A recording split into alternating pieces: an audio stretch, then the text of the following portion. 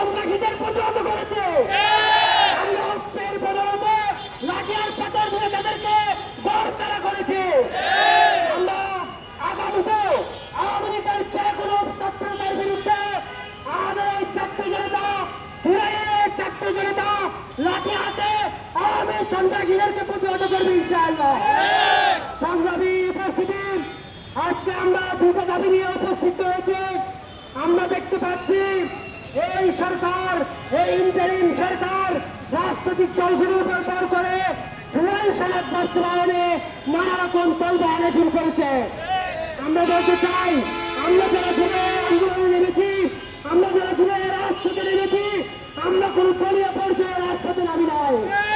জুলাই আমরা সংগ্রাম করেছি, রক্ত জড়িয়েছি, আমাদের 2022 শহীদ হয়েছে শুধুমাত্র একটা শান্তিপূর্ণ দেশ প্রতিষ্ঠা করার জন্য। সুতরাং আমরা বলতে চাই, কোন রাজনৈতিক দল চাই না কি চাই না, সেটার উপর ভিত্তি করে যদি জুলাই সনদ বাস্তবায়নে কোন ধরনের তালবাহানা করা হয়, তাহলে আমরা ছাত্র জনতা আবার লাঠি হাতে রাজপথ ঐক্যবদ্ধ ভূমিকা পালন করবো।